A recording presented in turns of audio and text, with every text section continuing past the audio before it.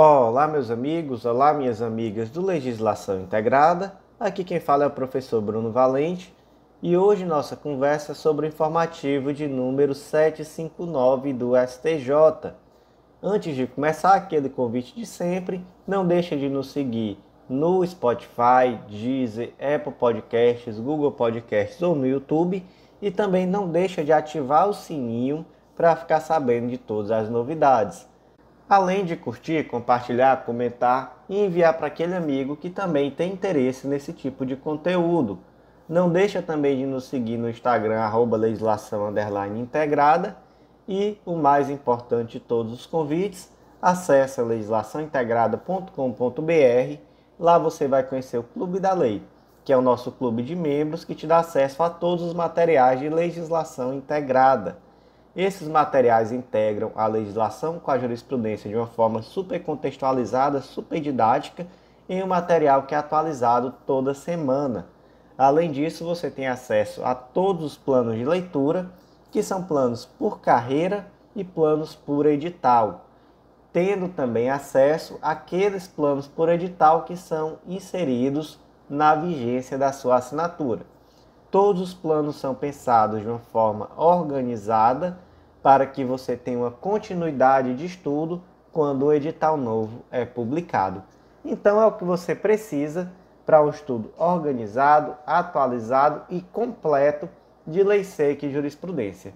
Com certeza vai dar um up aí no seu estudo e vai ser mais um passo rumo à tão sonhada aprovação. Então, sem mais delongas, vamos começar os julgados da primeira turma do STJ. Primeiro julgado do dia, inserido da Lei 7347 de 85, Lei da Ação Civil Pública.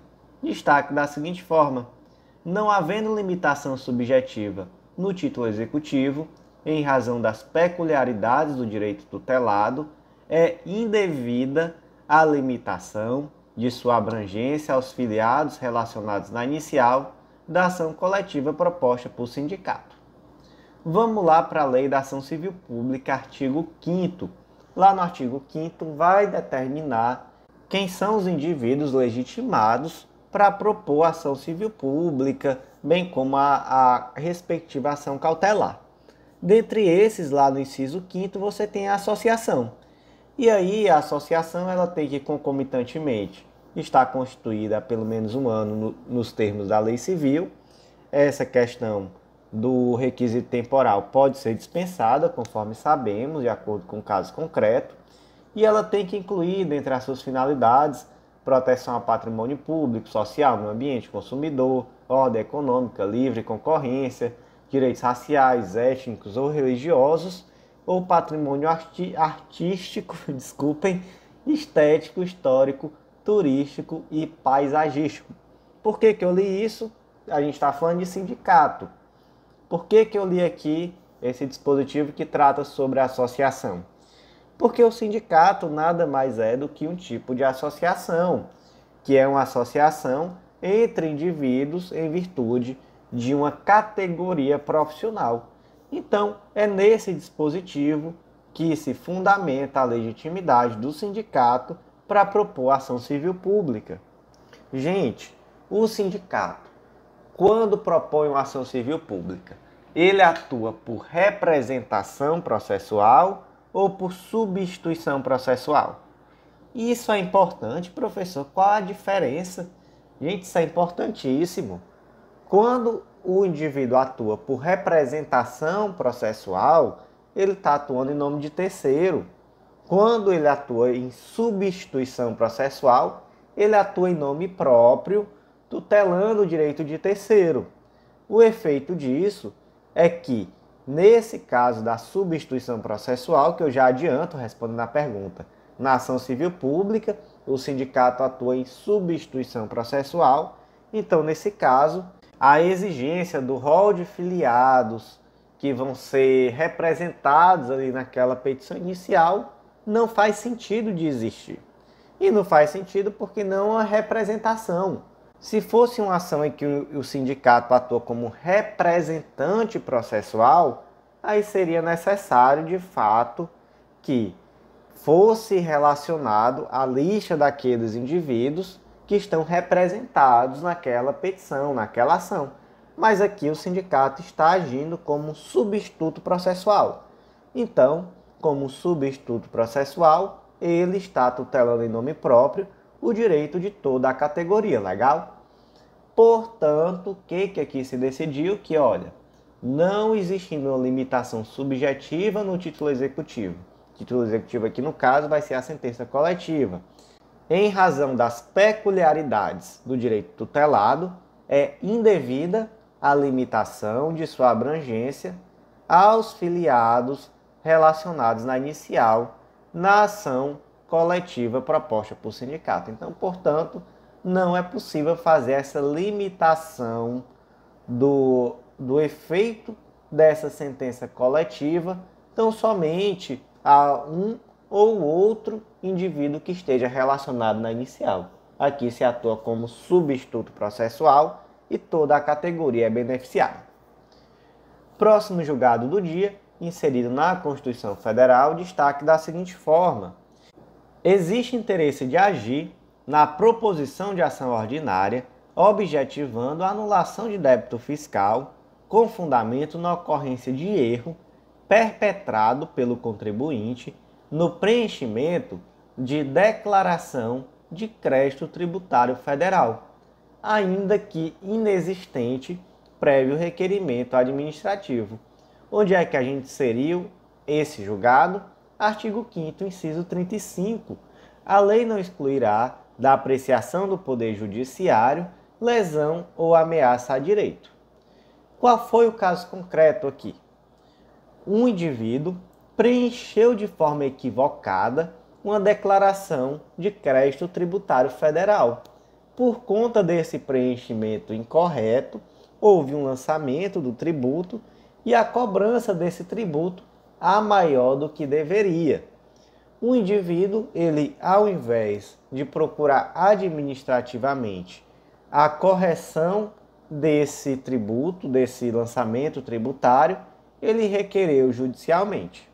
E aí se disse, olha, não há interesse de agir, porque para que esse interesse de agir existisse, ele deveria primeiro ter tentado administrativamente e, em não conseguindo, aí sim seria possível a tutela do Poder Judiciário. Essa interpretação está correta? Está correta em partes.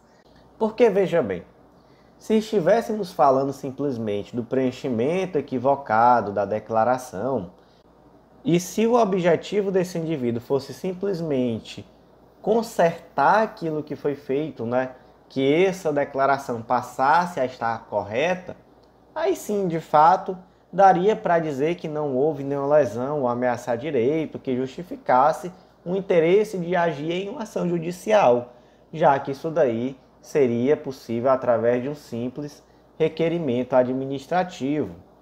Mas no caso concreto, o que o indivíduo busca na ação não é a simples correção da declaração, é a anulação de um crédito tributário exigível. Porque, veja bem, ele preencheu equivocadamente, desse preenchimento equivocado já houve um lançamento tributário e já existe um crédito tributário exigível. O que ele está requerendo não é tão somente a correção da declaração, é a anulação de um crédito tributário exigível. E aí, de fato, é possível sim dizer que existe uma lesão ou ameaça a direito. Então, existe sim o interesse de agir. Ele até poderia requerer administrativamente primeiro, poderia. Mas, nesse caso, é dispensável esse prévio requerimento administrativo, já que ele não está pedindo uma correção de declaração, ele está pedindo uma anulação de lançamento tributário. Então, de fato, existe interesse de agir e não foi correta a decisão aqui do juízo de primeiro grau que determinou a extinção sem resolução de mérito da ação. Próximo julgado do dia, inserido na Lei 6099 de 74, Lei do Arrendamento Mercantil, trata-se aqui do RESP 1.747.824 de São Paulo, e nós vamos ver que esse RESP, na verdade, não teve um, mas sim 3 destaques nessa edição do informativo do STJ. Primeiro destaque: durante a vigência do arrendamento mercantil, a sociedade empresária arrendadora é proprietária dos bens arrendados, os quais integram o seu ativo permanente não circulante, nos termos do artigo 3º da Lei 6099 de 74. O que é esse tal desse arrendamento mercantil ou contrato de factoring? Você também pode ouvir esse termo. Esse contrato é aquele contrato por meio do qual uma instituição financeira ela aluga um determinado bem que faz parte do seu patrimônio a um terceiro. Esse bem vai pagar uma contraprestação e, ao final, ele vai ter o direito de, através do pagamento de um valor residual, adquirir a propriedade desse imóvel. Existem pelo menos 3 modalidades de arrendamento mercantil. O primeiro é o leasing financeiro, que é a concepção clássica, né? Aquele leasing clássico por excelência, onde a instituição financeira adquire, por exemplo, um maquinário e ela cede o uso temporário ao arrendatário mediante o pagamento de uma contraprestação, que aqui é um título de aluguel mesmo, ele paga um aluguel. E ao final desse prazo, você dá a opção, olha, agora você pode renovar esse aluguel, você pode adquirir o bem ou você pode devolver esse bem à arrendadora. Esse é o leasing financeiro, é o modelo clássico. O segundo modelo é bem parecido, é o leasing operacional. Nele, a diferença é que o bem já integra o patrimônio da arrendadora e ela transfere esse patrimônio onerosamente a terceiros com a exigência de uma contraprestação pelo uso da coisa, pela prestação de serviço específico, manutenção e conservação. Na prática, aqui a grande diferença é que no leasing financeiro é a empresa que aponta que ela quer, por exemplo, que a instituição adquira um determinado maquinário que vai ficar alugado lá na sede da empresa. Aqui no leasing operacional, esse maquinário, por exemplo, já pertence à instituição arrendadora. Então, é o leasing operacional. E por fim, o leasing back, ele é um pouquinho diferente, ele é bem legal e ele normalmente é utilizado quando a empresa precisa de capital de giro. Então imagina, por exemplo, que a empresa tem um maquinário que vale R$1 milhão, mas ela está precisando urgentemente de capital de giro e ela não pode abrir mão desse maquinário. Então o que ela faz? Ela procura uma instituição financeira, ela vende, ela aliena esse maquinário à instituição financeira, que por sua vez aluga o maquinário para a empresa, ou seja, o maquinário nunca saiu da sede da empresa, mas ele agora vai ser de propriedade da instituição financeira. Mas essa empresa vai pagar um aluguel. Mas passado esse momento aqui de revisão, vamos para o que interessa em relação a esse julgado. Como esse bem é classificado em relação à empresa arrendadora, a instituição financeira aqui normalmente, né? Então, quando a gente está falando em arrendadora, é aquela que é propriedade do bem e aluga o bem a um terceiro, tá bom? Como esse bem é classificado? Esse bem é classificado como um ativo imobilizado, um capital não circulante. É um ativo permanente imobilizado e, portanto, não circulante. Qual o efeito prático disso? A gente vai ver já já no próximo julgado qual é o efeito prático disso. Mas por que é um ativo permanente, não circulante, capital imobilizado? Porque não existe ali uma disponibilidade daquele bem. Essa instituição financeira, ela não tem como pegar esse bem e vender. Esse bem está ali imobilizado. É um ativo permanente, não circulante. Próximo julgado do dia, e aí lembrando, é o mesmo julgado, só que é outro destaque. Foi inserido na Lei 9718, que altera a legislação tributária federal. Destaque da seguinte forma: a receita decorrente da alienação dos bens objetos de operação de leasing, no qual a instituição financeira figura como arrendadora, é excluída da base de cálculo da contribuição do PIS/COFINS. Então, lembra da pergunta que eu acabei de fazer? Qual o efeito de ser um ativo imobilizado? Está aqui, artigo 3º. O faturamento a que se refere o artigo 2º compreende a receita bruta, Parágrafo 2º. Para a determinação da base de cálculo das contribuições a que se refere o artigo 2º, e aqui é o PIS, PASEP e COFINS, exclui-se da receita bruta. Inciso 4. As receitas de que trata o inciso 4 do artigo 187 da Lei 6404, decorrente das vendas de bens do ativo não circulante, classificado como investimento, imobilizado ou intangível.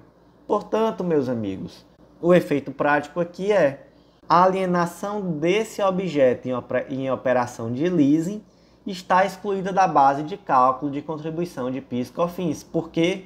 Porque se trata de um ativo permanente não circulante, de capital, ou melhor, de ativo imobilizado.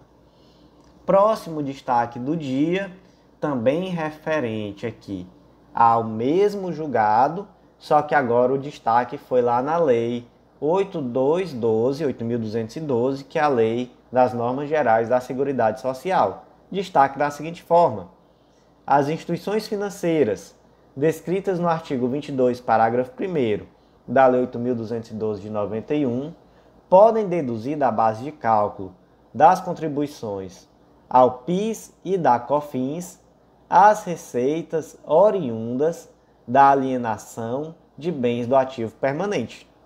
Qual é a treta aqui? Qual é a situação?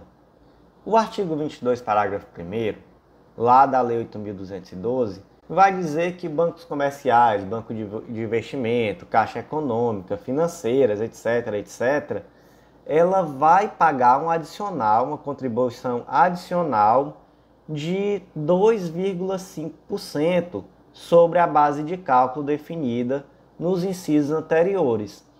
Aqui, um adicional na contribuição destinada à Seguridade Social, ok?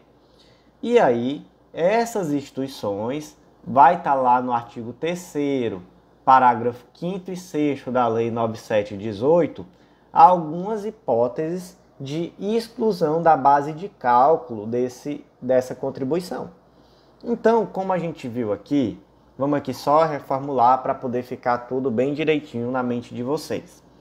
O artigo 3º, parágrafo 2º, inciso 4º, ele vai excluir da base de cálculo aquilo que for decorrente da venda de bem de ativo não circulante classificado como investimento, imobilizado ou intangível. Isso aqui é uma regra geral, serve para todo mundo. É o artigo 3º, parágrafo 2º da Lei 9718. Mas os parágrafos 5º e 6º vão trazer hipóteses específicas de dedução da base de cálculo só para essas pessoas jurídicas equiparadas a instituições financeiras, que estão onde? Estão lá no artigo 22, parágrafo 1º da Lei 8.212. E aí a pergunta é, já existe aqui no parágrafo 5º e 6º situações de exclusão da base de cálculo só para essas instituições equiparadas a financeiras. Mesmo assim, a regra geral que se aplica a todo mundo, que é a exclusão da base de cálculo do ativo não circulante, classificado como investimento imobilizado ou intangível, vai também se aplicar a essas instituições financeiras? Vai. Vai por quê? Porque não é porque existe um regimento especial que vai trazer outras hipóteses a essas instituições que aquela regra geral vai deixar de se aplicar a elas. Então, se aplica à instituição financeira tanto o parágrafo 3º quanto os parágrafos 5º e 6º da Lei 9718. E aqui damos início aos julgados da segunda turma do STJ. E o primeiro julgado da segunda turma do STJ foi inserido na Lei Complementar 35 de 79, que é a Lei Orgânica da Magistratura. Destaque da seguinte forma: os períodos de férias, recesso, licença e afastamento de juiz convocado para atuar como desembargador devem ser considerados quanto ao direito de recebimento de diferença de vencimentos previstos no artigo 124 da Lei Complementar 35 de 79. O que diz o artigo 124? Que o magistrado que for convocado para substituir em primeira ou segunda instância perceberá a diferença de vencimentos correspondentes ao cargo que passa a exercer, inclusive diárias, transporte, se for o caso. Então, imagina que o juiz foi convocado para atuar no Tribunal de Justiça, substituindo o desembargador que está de férias, está licenciado ou qualquer outra situação. Esse magistrado vai receber alguma coisa por isso? Claro que vai, né? Magistrado recebe alguma coisa por qualquer coisa que ele fizer a mais. Então, em primeiro lugar, vai receber. Vai receber de acordo com o subsídio dele ou com o subsídio de desembargador? Vai receber de acordo com o subsídio de desembargador. Então, se ele está atuando na segunda instância, ele vai receber o vencimento correspondente ao cargo que ele está atuando, inclusive diária e transporte, se for o caso. E aí vem a dúvida: e se ele tirar férias? Então, ele está aqui substituindo o desembargador, é um juiz substituindo o desembargador. E ele tirou férias. Em relação a esse período de férias, ele vai receber a diferença de vencimento como juiz ou como desembargador? Como desembargador. Olha só que interessante. Os referidos períodos de não exercício de funções judicantes não afastam o exercício do cargo substituído enquanto não for revogado o ato de convocação do magistrado. Que interessante, né? Bom. Próximo julgado do dia inserido no Código Brasileiro de Trânsito destaca da seguinte forma: é ilegítimo o ato de autoridade que condiciona a liberação de veículo retido por realizar transporte irregular de passageiros ao pagamento de multa. Temos aqui, gente, um caso bem específico, que é a infração de trânsito lá do artigo 131, inciso 8º do Código Brasileiro de Trânsito. Transitar com o veículo, efetuando o transporte remunerado de pessoas ou bens, quando não for licenciado para esse fim, salvo casos de força maior ou com permissão da autoridade competente. Essa infração ela é gravíssima, ela tem uma penalidade de multa e uma medida administrativa de remoção do veículo.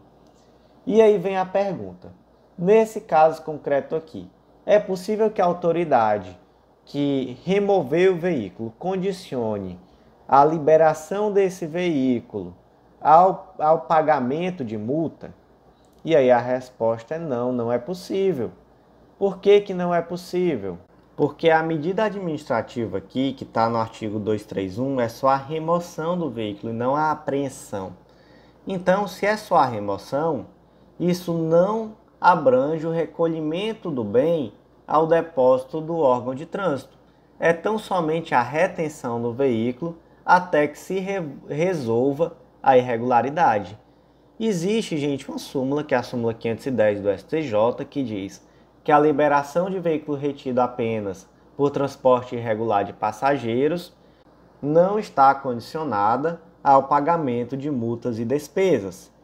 E aqui, sobre essa súmula, é bom que se diga que em um estudo sobre o assunto eu vi que o professor Márcio coloca essa súmula como superada, desde que foi editada a Lei 13.855 de 2019. Mas é bom que se diga que essa súmula foi um dos fundamentos desse julgado da STJ. Então, realmente, não obstante essa posição do professor Márcio sobre a superação da súmula 510 do STJ, é de se frisar que aqui nesse julgado ela foi utilizada como fundamento. E aqui foi utilizada como fundamento exatamente por conta dessa diferenciação entre remoção e apreensão, que é uma diferenciação que inclusive o professor Márcio faz no momento de justificar a superação dessa súmula 510 do STJ. Então fique essa observação, tá bom?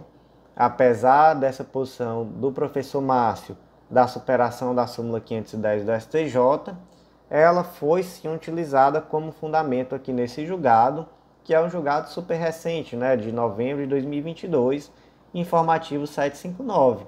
Então, naturalmente, até acredito que quando o professor Márcio for analisar esse julgado, ele deve sim ou reavaliar a superação dessa súmula, ou realmente trazer essa divergência nesse sentido. Até vou aguardar, já que é um professor porque eu tenho profunda admiração e acompanho o trabalho já há um tempo e realmente gosto muito de acompanhar tudo aquilo que ele traz sobre jurisprudência do STF e STJ. Fica essa ressalva então para você e vamos aguardar o que o professor Márcio tem para nos dizer, mas de início penso que essa súmula não está superada. Próximo julgado do dia, inserido no Estatuto dos Militares, Lei nº 6880 de 1980, destaque da seguinte forma: o recebimento de pensão por morte estatutária não afasta a qualidade de dependente da mãe viúva, na forma da redação original do artigo 50, parágrafo 3º-B do Estatuto dos Militares, para reconhecimento do direito à assistência médico-hospitalar custeada por Fundo de Saúde Militar. Vamos lá. O artigo 50, parágrafo 3º-B, trazia na sua redação original que são direitos dos militares, aí parágrafo 3º, pode ainda ser considerado dependente do militar, desde que não receba rendimento e seja declarado por ele na organização militar competente. Aí nós temos aqui o inciso B: a mãe solteira, a madrasta viúva, a sogra viúva ou solteira, até a sogra, né, gente? Bem como separadas judicialmente ou divorciadas, desde que em qualquer dessas situações não recebam remuneração. Então, olha só como previdência de militar é boa, né? A previdência do militar ampara até a sogra viúva ou solteira. Quem dera uma previdência dessa para mim. Mas também, vamos lá, né? Desde 2019, essa disposição foi revogada. Muito recente, né, gente? Até 2019, a sogra viúva solteira estava amparada pela previdência dos militares. Vamos lá. Dentre os direitos dos militares, está lá no artigo 50, inciso 4, está nas condições e nas limitações impostas por legislação e regulamentação específicas os seguintes: assistência médica hospitalar para si e seus dependentes, assim entendida como um conjunto de atividades relacionadas com a prevenção, conservação ou recuperação da saúde, abrangendo serviços profissionais médicos, farmacêuticos e odontológicos, bem como o fornecimento, a aplicação de meios e os cuidados e demais atos médicos e paramédicos necessários. Então, olha só que legal. O dependente ele tem direito a essa assistência médica hospitalar para si, né? Então, o militar, melhor dizendo, tem direito a essa assistência médica hospitalar para si e para seus dependentes, ok? Temos aqui que essa mãe solteira, ela é dependente porque ela tem um direito adquirido. Então, ela já era dependente antes da Lei 13.954 de 2019, que retirou essa condição. Legal. Próximo passo. Ela, para ser dependente, ela não pode receber renda, tá bom? Ela não pode receber renda. Só que essa mãe viúva, ela recebe uma pensão por morte estatutária. Mesmo assim, ela pode ser considerada dependente e ter assistência médico hospitalar?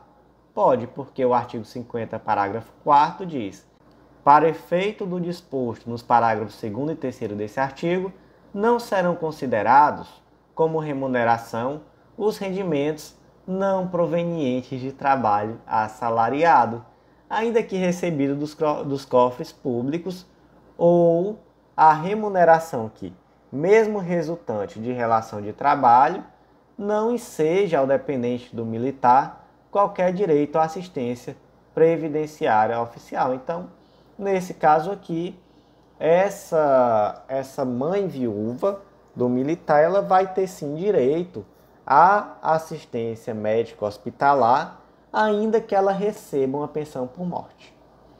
Daqui para frente vamos para os julgados da terceira turma do STJ. E o primeiro julgado do dia, inserido na Lei 11.101 de 2005, Lei de Falências, destaque da seguinte forma: é possível suspender a habilitação de crédito até que se resolva a controvérsia sobre a existência dele, bem como seu respectivo valor no juízo arbitral, em observância à cláusula compromissória estabelecida entre as partes. Vamos lá. Qual é a data que vai estabelecer a concursalidade ou a extraconcursalidade do crédito na recuperação judicial? Qual é o marco? É o trânsito em julgado da decisão que reconhece esse crédito ou é a data do fato gerador do crédito? Gente, é a data do fato gerador do crédito. Isso daí está definido no tema repetitivo 1051 da STJ. Então, nesse caso concreto aqui, nós temos uma situação em que houve um fato gerador anterior à recuperação judicial, mas existia uma disputa sobre a existência e o valor desse crédito. E aí, esse crédito, mesmo assim, vai ser incluído na recuperação judicial? Vai. Mas, naturalmente, primeiro vai ser necessário que haja uma decisão sobre a existência ou não desse crédito, sobre o valor desse crédito. E se houver uma cláusula compromissória arbitral? Mesma coisa. É possível, sim, que se suspenda a habilitação do crédito até que o juiz arbitral diga, olha, de fato o crédito existe e o crédito é de tal valor. O momento que isso acontece vai ter efeito na concursalidade ou extraconcursalidade do crédito? Não, né? O crédito vai ser concursal aqui de qualquer jeito. Então, procedimento correto, suspende a habilitação do crédito, espere o juiz arbitral determinar valor do crédito, existência do crédito, depois habilita.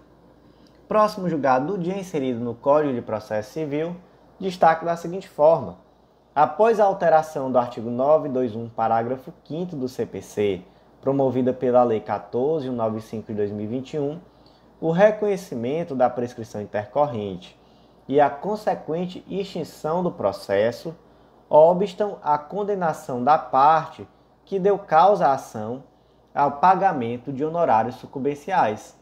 O que tem lá agora no 921, parágrafo 5º, desde a Lei 14.195 de 2021? O juiz, depois de ouvidas as partes, no prazo de 15 dias, poderá, de ofício, reconhecer a prescrição no curso do processo e extingui-lo sem ônus para as partes. Então, gente, a Lei 14.195 de 2021, que ela foi originada da conversão de um MP, foi a medida provisória 1040.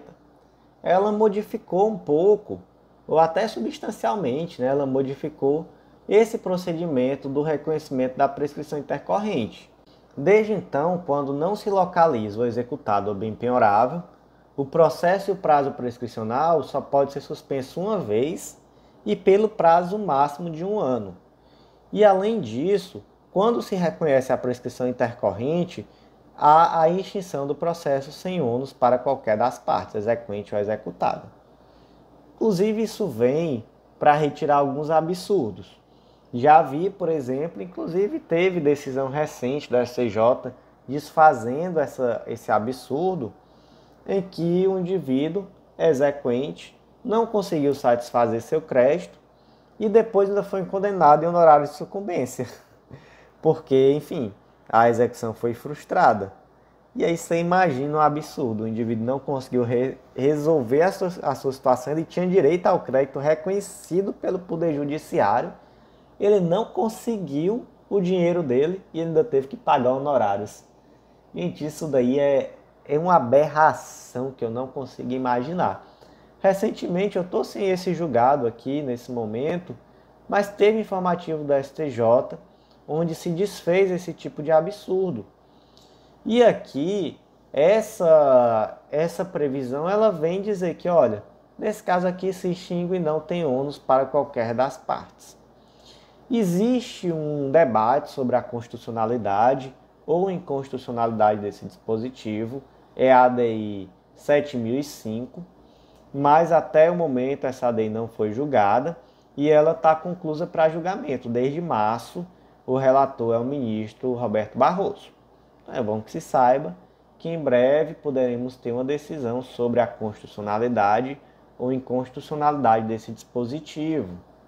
Outro ponto aqui importantíssimo: qual é a natureza desse dispositivo que altera o regramento dos honorários de sucumbência, nesse caso concreto? Tem natureza material ou tem natureza processual? Tem natureza material processual. Por quê? Porque ela tem impacto sobre um direito material ao recebimento de honorários. Então tem uma natureza híbrida. Então, qual é o marco temporal para a aplicação dessa nova regra? Porque, gente, nós temos aqui uma situação diferente, né? Que se for uma regra material ou processual. Sendo certo que no caso de uma norma de natureza processual, a regra é a aplicabilidade imediata. Só que como se trata aqui de uma norma de natureza híbrida, o marco aqui para a aplicação vai ser a data da prolação da sentença. Por quê? Porque só no momento da prolação da sentença é que existe o nascedouro do direito ao honorário. Então, se foi proferida uma sentença com condenação de honorários antes dessa lei, que aqui o marco da publicação foi 26 de 8 de 2021, continua sendo aplicável a lei antes dessa modificação. Se foi após 26 de 8 de 2021, aí você aplica a Lei 14.195 de 2021. Próximo julgado do dia, inserido no Código de Processo Civil, destaque da seguinte forma: não faz coisa julgada sob a integralidade da relação jurídica o pronunciamento judicial que aprecia relações de trato sucessivo que sofrem modificação de ordem fática e jurídica no tempo. Gente, aqui é uma questão da existência ou não de coisa julgada. Quando é que tem coisa julgada? Está lá no 337, parágrafo 4º do CPC. A coisa julgada quando se repete a ação que já foi decidida por decisão transitada em julgado. Vou dizer aqui para vocês um exemplo prático e vocês vão me dizer se tem trânsito em julgado ou não. Vai ser um exemplo bobo, vai ser simples, vocês vão ver, vocês vão me responder.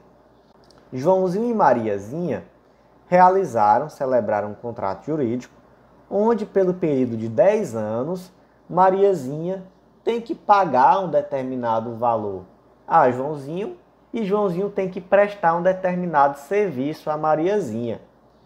Passados 2 anos, Mariazinha propôs uma ação e disse assim: Joãozinho não está me prestando esse serviço direito. Vou propor uma ação para resolver esse contrato. E aí chegou ao judiciário e Joãozinho provou que estava prestando o serviço exatamente como foi contratado. E aí transitou em julgado e se reconheceu isso.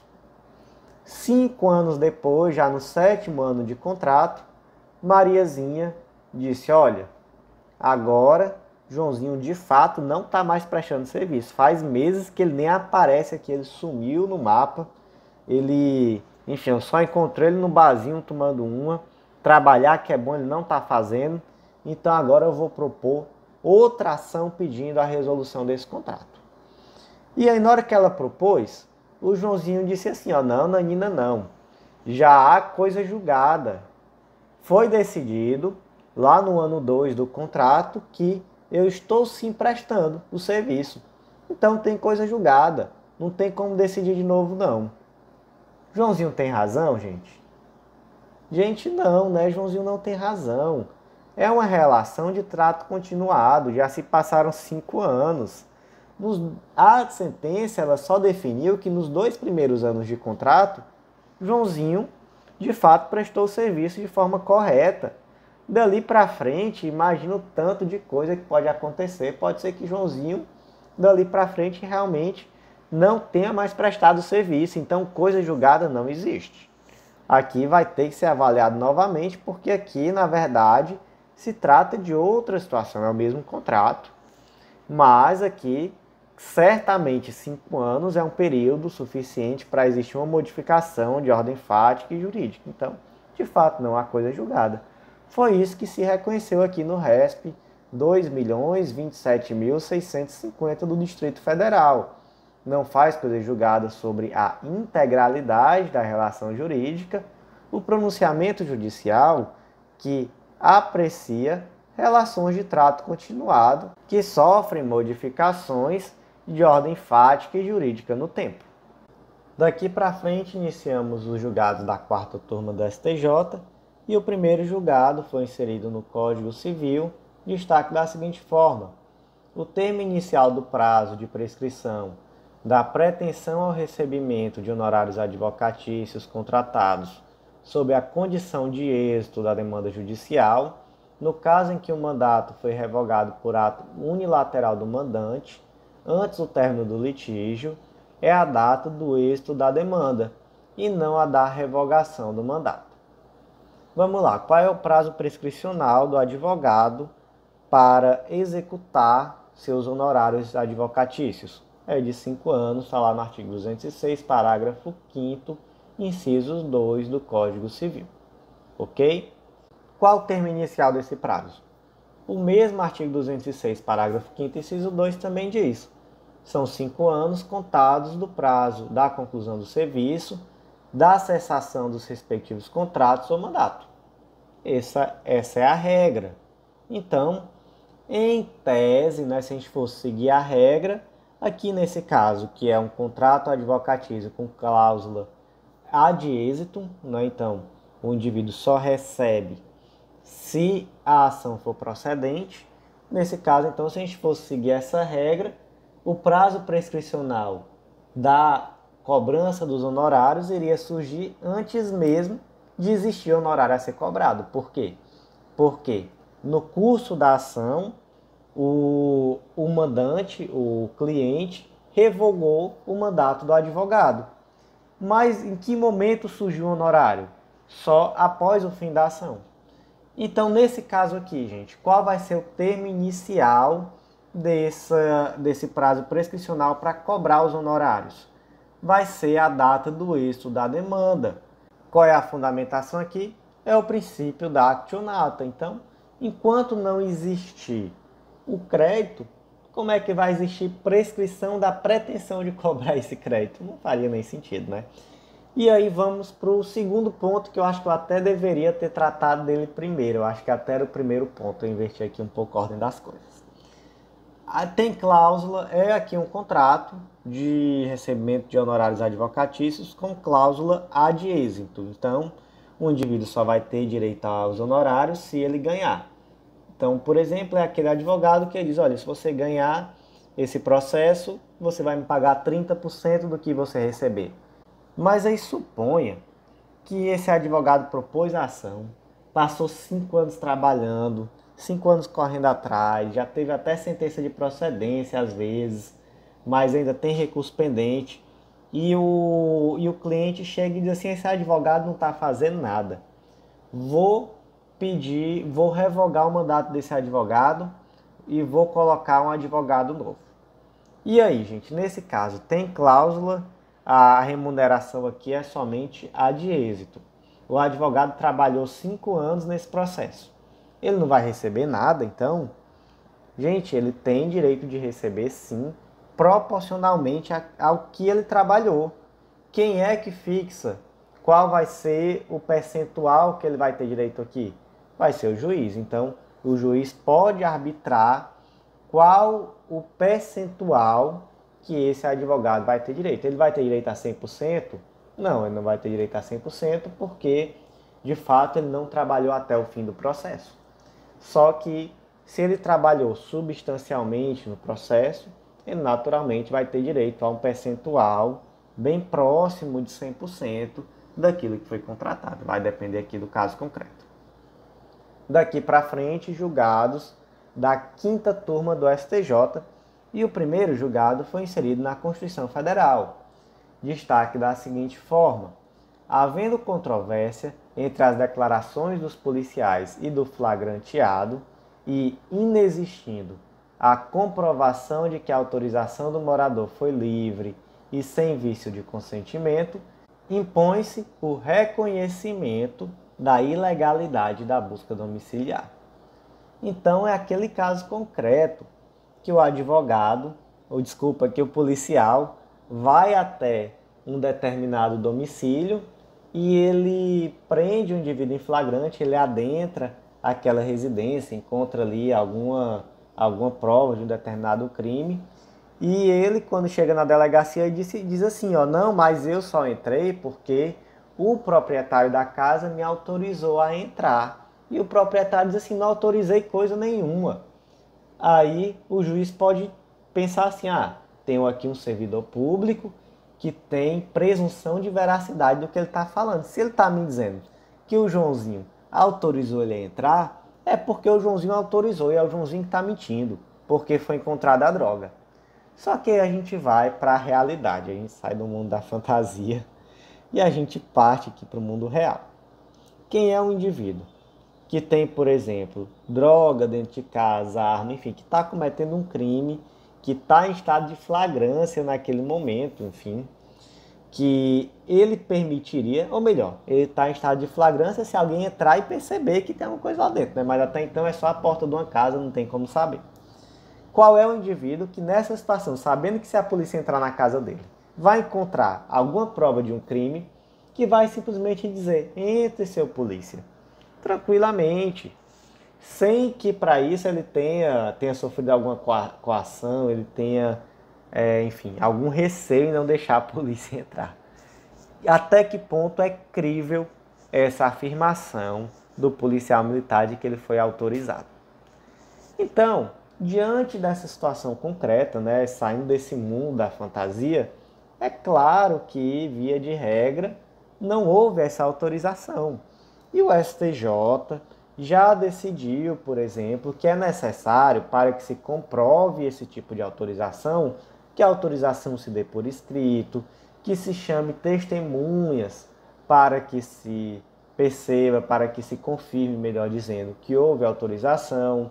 Já houve decisão da STJ que posteriormente, nesse ponto, essa decisão foi suspensa pelo STF, mas determinando a necessidade de filmagem no fardamento da polícia para poder verificar se de fato houve uma autorização.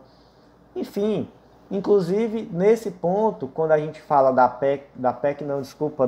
ADPF das favelas, em relação especificamente àquele caso no Rio de Janeiro, houve determinação inclusive disso, do aparelhamento da Polícia Militar para que utilize a filmagem no seu uniforme. Então, assim, existe hoje já uma jurisprudência muito consolidada no sentido de que é dever do policial, quando de fato houver essa autorização do morador sem vício de consentimento para o ingresso no domicílio, que essa autorização seja feita por escrito, com testemunha, etc. Se não tiver isso, e for só a palavra do policial contra a palavra do flagranteado, qual palavra prevalece? Prevalece a do flagranteado, gente. E, por conta disso, se deve reconhecer a ilegalidade da busca domiciliar. Que absurdo! O policial tem fé pública, é um agente público, temos que dar o valor àquilo que foi falado pelo policial, não pelo flagranteado. Mas, gente, primeiro ponto, vamos aqui sair do mundo da ilusão, vamos para o mundo dos fatos. Faz sentido acreditar que o indivíduo de livre e espontânea vontade autorizou a entrada do policial tendo alguma coisa lá dentro que vai me incriminar? Primeiro ponto, não faz. Segundo ponto, existe já uma jurisprudência consolidada, como eu já falei, naquele sentido. Necessidade de autorização por escrito, necessidade de indicar testemunha, etc. Terceiro ponto, e aí decisão muito recente do STJ nesse sentido. E aí esse julgado ele nem foi citado aqui nessa decisão específica, mas eu acho que ele também tem muita relevância, porque nesse outro julgado do STJ, inclusive eu vou ficar devendo o número do informativo, mas é bem recente, talvez seja o 756, 757, se debate se o policial pode ser testemunha e qual é o valor do depoimento do policial. Se é um valor abaixo do de testemunha, se é um valor acima do de testemunha, ou se é um valor igual ao de qualquer outra testemunha.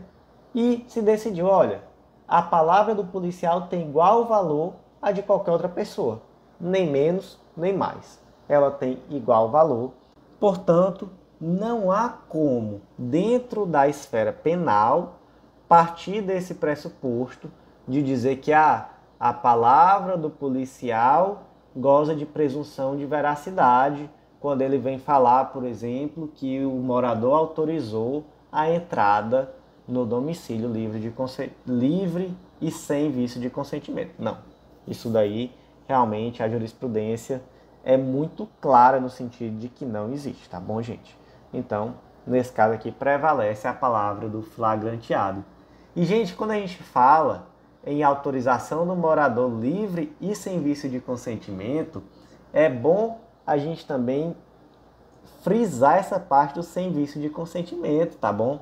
Muito recentemente também, o STJ decidiu um caso concreto que foi muito interessante. O policial chegou na porta da casa de um indivíduo e disse: olha, um ladrão acabou de assaltar uma das casas vizinhas e está pulando os muros e fugindo pelo quintal das casas. Posso entrar aqui na sua casa para ver se ele está no seu quintal? Aí o indivíduo imediatamente, claro, entre, fique à vontade.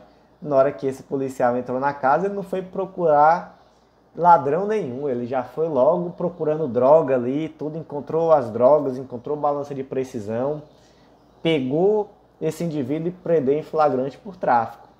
Quando eu comentei esse informativo, eu até brinquei que esse policial já está no ano de 2050. É um cara criativo, tira o chapéu para esse policial. Mas eu tiro o chapéu, enfim, brincando, né? Porque, claro, que essa não é uma autorização sem vício de consentimento, há um claro vício de consentimento. Então, nesse caso, o STJ também entendeu pela ilegalidade da entrada no domicílio e, consequentemente, pela ilegalidade da prisão. Próximo destaque do dia, inserido também na Constituição Federal, destaque da seguinte forma: a prerrogativa de foro não se estende a terceiro que compartilhe imóvel com autoridade não investigada. Olha só que caso concreto interessante. Em primeiro lugar, vamos lembrar que lá na Ação Penal 937, o STF entendeu que o foro por prerrogativa de função é restrito ao crime cometido ao tempo do exercício do cargo e que tenha relação com o cargo. Então, o fulaninho, deputado federal, cometeu um crime no exercício do cargo em função do cargo. Beleza. Ele vai ter foro por prerrogativa de função no STF. Legal. Só que aqui, olha só que situação interessante. Imagina que o Zé é deputado federal e ele é casado com a Maria, que por sua vez não tem foro por prerrogativa de função. A Maria é investigada pelo cometimento de um crime. E aí você pode imaginar na sua cabeça qual foi o crime que Maria cometeu, enfim, é investigada. E durante essa investigação foi determinada pelo juiz de primeiro grau a busca domiciliar na casa de Maria. Aí o Zé disse: opa, pera ainda, não é assim não, eu sou deputado, eu também moro aqui. Busca domiciliar na minha casa, só o STF determinando. Aí o juiz disse: opa, calma aí, Vossa Excelência, quem tem foro de prerrogativa de função é Vossa Excelência, não é seu imóvel. Seu imóvel não tem nada a ver com isso, não estou lhe investigando, estou investigando a senhora, sua esposa, que não tem foro por prerrogativa de função. Então, alhos não tem nada a ver com bugalhos. Veja só que decisão interessante. Então, qual foi o destaque? A prerrogativa de foro não se estende a terceiro que compartilha imóvel com uma autoridade não investigada. Mas também aqui vamos se atentar a esse último ponto, tá? Autoridade não investigada. Porque se a autoridade também for investigada, aí você pode ter uma medida com desvio de finalidade. Não pode, então, não, calma aí. Aí a situação é outra. Se a autoridade também é investigada, aí de fato só o STF, aqui nesse caso, poderia determinar essa busca domiciliar. Como aqui não se trata disso, se trata de uma situação onde só a Maria, que não tem foro por prerrogativa de função, é investigada, então imóvel não tem foro por prerrogativa não. Imóvel qualquer juiz vai poder determinar, já que o Zé, por coincidência, mora naquele imóvel, mas ele não é investigado. E por fim, último julgado do dia, julgado da sexta turma do STJ, inserido no Código de Processo Penal. Destaque da seguinte forma: em processo de apuração de ato infracional, é inadmissível a ação rescisória proposta pelo Ministério Público visando a desconstituição de coisa julgada absolutória. Vamos lá. Adolescente comete crime? Comete não. Adolescente comete ato infracional. Esse adolescente, quando comete o ato infracional, que na verdade é o mesmo ato, o que é um ato infracional? É aquele ato que está previsto como crime no Código Penal. Mas o adolescente não pratica o crime propriamente, ele pratica um ato infracional. Quando ele pratica o ato infracional, ele sofre uma pena? Não, ele sofre uma medida socioeducativa.